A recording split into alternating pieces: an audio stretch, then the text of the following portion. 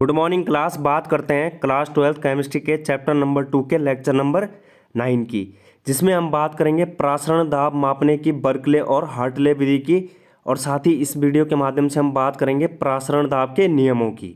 तो चलिए स्टूडेंट बात करते हैं पहले प्रासरण दाब मापने की बर्कले और हार्टले विधि। Berkeley and Hartley's method for measuring osmotic pressure. प्रासरण दाब मापने की बर्कले और हार्टले विधि को जो दो साइंटिस्ट थे उन्होंने दिया था, जो कि थे हमारे पास बर्कले और हार्टले थे। इन दोनों साइंटिस्ट के नाम पर ही इसको बर्कले और हार्टले मेथड कहा जाता है। किसके लिए? मेजरिंग ऑफ ऑस्मोटिक प्रेशर के लिए। तो प्रासरण दाब मापने की बर्कले और हार्टले की विधि बर्कले और हार्टले नामक साइंटिस्ट ने दी थी, और इन्हीं के नाम पर मेथड रखा गया था, जो कि क्या था? प्रासरण दाब ज्ञात करने का मेथड था। तो चलिए स्टूडेंट बात करते हैं अब इसके उपकरण की। कौन कौन से उपकरण इसमें प्रयोग में आते हैं, किस तरीके से इसका कार्यविधि होती है, किस तरीके से इसकी मैकेनिज्म होती है, इसकी बात करते हैं, जो कि हम यहाँ पर स्क्रीन पर दिए गए डायग्राम की मदद से समझेंगे कि किस प्रकार से इसकी कार्यविधि होती है। यहाँ पर डायग्राम में विधि में प्रयुक्त होने वाले उपकरण का डायग्राम दिखाया गया है, जिसमें क्या है, जिसमें एक बेलनाकार पात्र होता है, जो कि बेलनाकार पात्र होता है, और यह 3 पार्ट में डिवाइड होता है। पहला पार्ट, दूसरा पार्ट और तीसरा पार्ट। पहले पार्ट और तीसरे पार्ट में क्या होता है? विलयन भरा होता है, यानी कि कोई सॉल्यूशन यहाँ पर डाला होता है, भरा होता है। और जो दूसरा पार्ट हमारा होता है उसमें सॉल्वेंट भरा जाता है, यानी कि विलायक कोई भरा जाता है। इस उपकरण में हमारे पास एक पिस्टन लगा होता है, यानी कि यहाँ पर पोजीशन दिखाया गया है, यह पिस्टन होगा। यहाँ पर क्या है? एक पिस्टन लगा होता है, और साथ ही उस पिस्टन के साथ एक प्रेशर गॉज यानी कि दाब मापक लगा होता है, जो कि प्रेशर को मापता है। और साथ ही ये पिस्टन का काम होता है, पिस्टन का काम होता है कि दाब को विलयन पर क्या है? दाब लगाया जाता है इस पिस्टन की मदद से। तो यहाँ पर क्या हमारे पास एक पिस्टन लगा होता है, और पिस्टन के ऊपर एक प्रेशर गोज यानी कि दाब मापक लगा होता है, जो कि दाब को मापने का कार्य करता है। और जो पिस्टन का कार्य होता है वह विलयन पर दाब लगाने का होता है। और इसमें हमारे पास एक क्या होती है? पोरस ट्यूब होती है। पोरस ट्यूब यानी कि सरंध्र नली होती है, जिसके छिद्रों में, यानी कि इसके छिद्रों में क्या भरा होता है? अर्धपारगम्य झिल्ली होती है। और अर्धपारगम्य झिल्ली किसकी होती है? कॉपर फेरोसाइनाइड की। तो हमारे पास क्या होता है इस उपकरण में? एक सरंध्र नली यानी कि पोरस ट्यूब होती है, जिसके छिद्रों में कॉपर फेरोसाइनाइड की अर्धपारगम्य झिल्ली जमी रहती है। और यह अर्धपारगम्य झिल्ली युक्त सरंध्र नली यानी कि पोरस ट्यूब होती है, इसमें इसे क्या होता है? इस नली को स्टील के पात्र में इसे लगाया जाता है, यानी कि ये पात्र होता है बेलनाकार पात्र, यह स्टील का होता है। और सरंध्र नली यानी इसी नली पोरस ट्यूब के एक सिरे पर यहाँ पर ये क्या होता है? थिसेल फनल बोला जाता है इसको। ये फनल लगा होता है, जिसमें क्या होता है? सॉल्वेंट इकट्ठा किया जाता है। और दूसरे सिरे पर क्या होता है? एक केशिका नली यानी कि कैपिलरी ट्यूब या फिर कैपिलरी इंडिकेटर लगी होती है। तो ये इस उपकरण में इस प्रकार से उपकरण लगे हुए होते हैं। पहले क्या होता है? हमारे पास एक प्रेशर गॉज और पिस्टन लगा होता है। उसके बाद हमारे पास क्या होता है? पोरस ट्यूब होता है। पोरस ट्यूब के अंदर पोरस ट्यूब के छिद्रों के अंदर क्या है? सेमी परमेएबल मेम्ब्रेन यानी कि अर्धपारगम्य झिल्ली लगी होती है, जो कि किस चीज़ की होती है? कृत्रिम होती है, जो कि कॉपर फेरोसाइनाइड की कृत्रिम अर्धपारगम्य झिल्ली होती है। उसके बाद हमारे पास एक थिसेल फनल होता है, जो कि इस सिरे की ओर लगा होता है, और जो दूसरे सिरे की ओर होता है पात्र के, वह होता है कैपिलरी इंडिकेटर यानी कि केशिका नली, कैपिलरी ट्यूब लगी रहती है। ये तो बात रही बर्कले हार्टले विधि में प्रयुक्त होने वाले उपकरणों की। अब बात करते हैं कि किस प्रकार से इसकी क्रियाविधि होती है। इसमें होता क्या है? स्टील के पात्र में जो कि ये बेलनाकार पात्र होता है, स्टील के पात्र में विलयन, और इसमें 2 पार्ट में, यानी कि पहले और तीसरे पार्ट में विलयन भरा होता है, और जो दूसरा पार्ट होता है जो कि क्या होता है? सरंध्र नली में शुद्ध विलायक भरा जाता है। जब सरंध्र नली में शुद्ध विलायक भरा जाता है तो प्रासरण के कारण क्या होता है?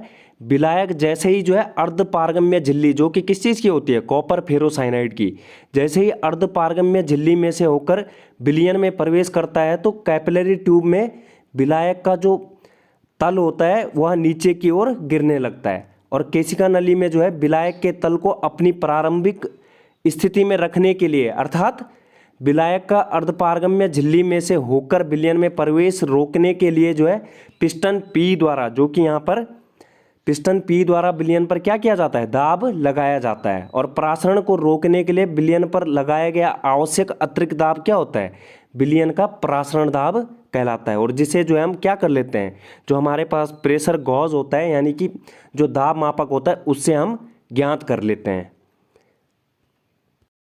एक बारी हम इस मेथड को फिर से समझने का प्रयत्न करते हैं।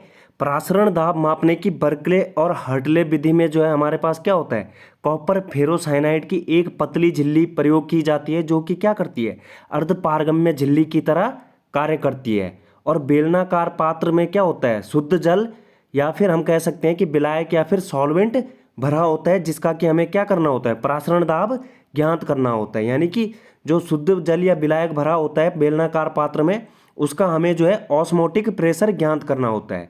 और इसमें साथ ही एक पिस्टन और दाब मापने का यानी कि जो प्रेशर गॉज का यंत्र भी लगा होता है और साथ ही जो है एक केशिका नली यानी कि कैपिलरी ट्यूब भी जुड़ी रहती है। और अर्धपारगम्य झिल्ली के दोनों ओर जो है विलयन भरा होता है और बीच में विलायक यानी कि जल भरा होता है, जिसका कि हमें प्रासरण दाब ज्ञात करना होता है। और जब भी हम प्रैक्टिकल करते हैं, प्रयोग करते हैं, तो उस टाइम जो हम इस कैपिलरी ट्यूब में जो है जल के स्तर को पहले ज्ञात कर लेते हैं और उसके बाद क्या होता है, पिस्टन द्वारा धीरे धीरे जो है इस पिस्टन की मदद से धीरे धीरे जो है सॉल्यूशन पर दाब लगाया जाता है, प्रेशर आरोपित यहाँ पर किया जाता है। दाब लगाने के बाद जो है क्या होता है, विलयन का जो जल होता है प्रासरण के कारण जो है जल में आने लगता है। इस विलयन का जो जल होगा वह प्रासरण के कारण क्या होगा, इस सॉल्वेंट में आने लग जाएगा और जिससे क्या होगा, जल का स्तर बढ़ जाएगा यानी कि सॉल्वेंट का स्तर बढ़ जाएगा। और बढ़े हुए जल के स्तर को जो है केशिका नली यानी कि इस कैपिलरी ट्यूब में हम ज्ञात कर लेते हैं, माप लेते हैं कि कितना जो है यह जल का स्तर बढ़ा है। और जिसको जो है इसी बढ़े हुए जल के स्तर को जो है प्रासरण दाब कहा जाता है, जिसको जो है प्रेशर गॉज की मदद से नाप लिया जाता है। तो इस प्रकार से जो है इस बर्कले हर्टले विधि से जो है हम प्रासरण दाब ज्ञात कर सकते हैं। नेक्स्ट अब हम बात करते हैं स्टूडेंट प्रासरण दाब के नियमों की। प्रासरण दाब के हमारे पास जो है 3 इंपॉर्टेंट नियम है। जो पहला नियम हमारे पास है बॉयल वांट हाफ का नियम, और जो दूसरा नियम है चार्ल्स वांट हाफ नियम, और तीसरा जो लास्ट नियम है वांट हाफ अवोगाद्रो का नियम। तो पहले बात करते हैं बॉयल वांट हाफ नियम की। बॉयल वांट हाफ नियम में क्या होता है, स्थिर ताप पर जो है तनु विलयन का प्रासरण दाब क्या होता है, विलय के कणों के सांद्रण के समानुपाती होता है। अर्थात स्थिर ताप एवं दाब पर किसी विलयन का प्रासरण दाब जो होता है उस विलयन के सांद्रता के समानुपाती होता है। अर्थात पाई इज प्रोपोर्शनल किसके, सी के। और हमें पता है कि सी क्या होता है, सी इज इक्वल टू होता है स्मॉल एन अपॉन भी। यदि स्मॉल एन यहाँ पर जो है 1 मोल हो तो क्या हो जाएगा, 1 अपॉन भी हो जाएगा सी का मान। तो यहाँ से जो है पाई इज प्रोपोर्शनल किसके, 1 अपॉन भी के, जहाँ पर एन की वैल्यू कितनी है, 1 मोल, और भी के यहाँ पर आयतन है। जो यहाँ पर सी है वह क्या है, मोल पर लीटर में विलयन की सांद्रता है, अर्थात एन अपॉन भी। तो क्या हो जाएगा, भी जो यहाँ पर है विलयन का आयतन कह लो या फिर तनुता कह लो। अर्थात जो हमारी इक्वेशन नंबर 1 आई है पाई इज प्रोपोर्शनल 1 अपॉन भी, इससे हम कह सकते हैं कि प्रासरण दाब जो होता है तनुता के व्युत्क्रमानुपाती होता है। लेकिन कब, जबकि विलय के विलयन में 1 मोल उपस्थित हो, एन का मान 1 मोल हो। ये तो हमारा प्रासरण दाब का पहला नियम था जो कि था बॉयल वांट हाफ का नियम। अब नेक्स्ट नियम की बात करते हैं जो कि हमारा दूसरा नियम है चार्ल्स वांट हाफ का नियम। तो चार्ल्स वांट हाफ के नियमानुसार नियत या स्थिर सांद्रता पर किसी विलयन का जो प्रासरण दाब होता है वह परमताप यानी कि टी के समानुपाती होता है। अर्थात पाई इज प्रोपोर्शनल किसके, टी के, जो कि हमारी इक्वेशन नंबर 2 है। तो चार्ल्स वांट हाफ नियम के अनुसार क्या है, स्थिर दाब एवं सांद्रता पर विलयन का प्रासरण दाब जो है ताप के अनुक्रमानुपाती या फिर समानुपाती होता है। पाई इज प्रोपोर्शनल टी, जो कि हमारी इक्वेशन नंबर 2 है। समीकरण 2 से हम यह निष्कर्ष निकाल सकते हैं कि यदि हम ताप में वृद्धि करते हैं तो ताप में वृद्धि के होने के साथ ही किस में वृद्धि होती है, प्रासरण दाब के मान में भी वृद्धि होती है। यदि हम ताप को कम करते हैं तो प्रासरण दाब का मान भी कम होता है, अर्थात उच्च ताप पर प्रासरण दाब उच्च तथा निम्न ताप पर प्रासरण दाब कम होता है। नेक्स्ट अब हम बात करते हैं हमारा जो तीसरा रूल है किसका, प्रासरण दाब का जो हमारा तीसरा नियम है उसके, जो कि हमारा है वांट हाफ आवोगाद्रो का नियम। तो वांट हाफ आवोगाद्रो के नियमानुसार क्या होता है, स्थिर ताप दाब एवं सांद्रता पर जो है विलयन का प्रासरण दाब विलयन में उपस्थित विलेय के मोलों की संख्या के समानुपाती होता है, अर्थात pi is proportional small n, जो कि हमारी हो जाएगी इक्वेशन नंबर 3। और समीकरण 1, समीकरण 2 और समीकरण 3 से हम क्या है, इन समीकरण 1 और 2 और 3 को जो है एक साथ लिखने पर, इकट्ठा लिखने पर जो है हमारे पास जो इक्वेशन प्राप्त होती है वह होती है pi is proportional n into T upon V. पहली इक्वेशन क्या थी हमारी, पाई इज प्रोपोर्शनल 1 अपॉन भी। दूसरी इक्वेशन क्या थी, pi is proportional capital T. और जो तीसरी इक्वेशन थी हमारी pi is proportional small N.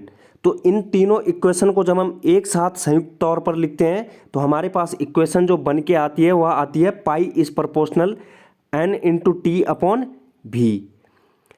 और यहाँ पर जब हम प्रोपोर्शनल का साइन हटाते हैं तो यहाँ पर समानुपाती स्थिरांक आ जाता है, जो कि क्या है, pi is equal to R into n into T upon V, जहाँ पर आर क्या है, आर जो है यहाँ पर समानुपाती स्थिरांक है, जिसे जो है विलयन नियतांक या फिर गैस नियतांक कहा जाता है। और जब हम इस इक्वेशन को सॉल्व करते हैं तो हमें प्राप्त होता है pi V is equal to n R T, जो कि हमारी इक्वेशन नंबर 4 है, जहां पर आर क्या है, विलयन स्थिरांक है और इसका मान जो है गैस स्थिरांक के बराबर होता है। इस प्रकार से हमारे प्रासरण दाब के तीनों नियम कंप्लीट होते हैं। नेक्स्ट अब हम बात करते हैं प्रासरण दाब और विलेय के अणुभार के मध्य में संबंध या फिर प्रासरण दाब से अणु द्रव्यमान की गणना करना। तो हमें पता है हमारे पास अभी जो इक्वेशन नंबर 4 आई है, समीकरण 4 आई है, pi V is equal to n R T. और हमें पता है कि एन क्या है यहाँ पर, विलेय के मोलों की संख्या। और विलेय के मोलों की संख्या क्या होती है, विलेय का द्रव्यमान बटे विलेय का अणुभार, यानी कि small n is equal to small डब्ल्यू अपॉन स्मॉल एम। तो यहाँ पर स्मॉल एन की जगह पर जो है यह इक्वेशन पुट करेंगे तो हमें जो प्राप्त होता है pi V is equal to small डब्ल्यू into R into T upon small m, जो कि स्मॉल डब्ल्यू अपॉन एम कहाँ से आया, विलेय के मोलों की संख्या। और यहाँ से जो हम इसके विलेय के अणुभार को ज्ञात कर सकते हैं, M is equal to small डब्ल्यू into R into T upon pi V, जो कि क्या है, अभिष्ट संबंध है हमारा। जो इक्वेशन नंबर 5 आई हमारी pi V is equal to small डब्ल्यू upon M into R into T, वह क्या है, इक्वेशन नंबर 5 हमने मान लिया। और जो कि प्रासरण दाब पाई और विलेय के अणुभार स्मॉल एम के मध्य में अभिष्ट संबंध है। तो इस प्रकार से जो है हमारा जो है बर्कले हर्टले मेथड से जो है प्रासरण दाब ज्ञात करने की विधि भी कंप्लीट होती है। और प्रासरण दाब के 3 नियम भी हमने कंप्लीट कर लिए और इसके साथ ही हमने प्रासरण दाब पाई और विलेय के अणुभार एम के बीच में भी संबंध ज्ञात कर लिया है। तो उम्मीद करता हूँ स्टूडेंट आपको पसंद आएगा। Thanks for watching, drop a like if you enjoyed, subscribe for more updates. Thank you.